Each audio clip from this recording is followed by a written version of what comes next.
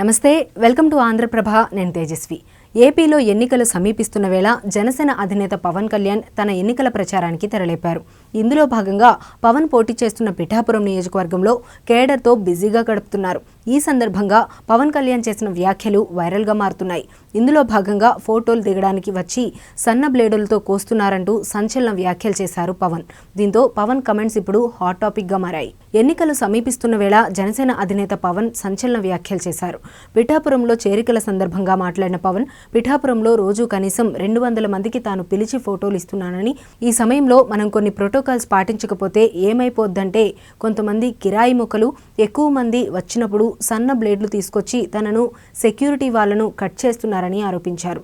ఇదే క్రమంలో మీకు మన ప్రత్యర్థి పార్టీ పన్నాగాలు తెలుసు కాబట్టి కాస్త జాగ్రత్తగా ఉండాలని తెలిపారు. రానున్న ఎన్నికల్లో తనను భారీ మెజారిటీతో గెలిపించాక తన రోజువారీ కార్యక్రమాల్లో భాగంగా ప్రతి గ్రామంలోనూ మన వాళ్ళు ఎవరైతే ఉన్నారో వారందరికీ ఫోటోలు ఇవ్వడానికి తాను సంసిద్ధంగా ఉన్నట్లు తెలిపారు. ఇది తాను శ్రీపాద శ్రీవల్లభుడి సాక్షిగా మనస్ఫూర్తిగా చెబుతున్నట్లు తెలిపారు. కాగా గతంలో కూడా పవన్ కళ్యాణ్ ఇలాంటి వ్యాఖ్యలు పలుమార్లు చేశారు.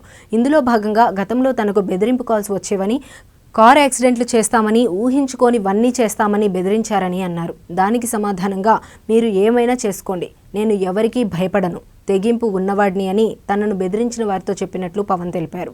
ఇదే సమయంలో తన విషయంలో అంతా ప్రోటోకాల్ పాటించాలని, తనకు లైఫ్ థ్రెట్ ఉందని, తనను చంపడానికి సుపారీ ఇచ్చారని, ఒక మనిషి చనిపోయాక ఇవన్నీ బయటకు వస్తాయని, మీకెవరికీ లైఫ్ థ్రెట్ లేదు కానీ నాకు ఉందంటూ పవన్ కార్యకర్తలను ఉద్దేశించి కాకినాడలో కమెంట్ చేశారు.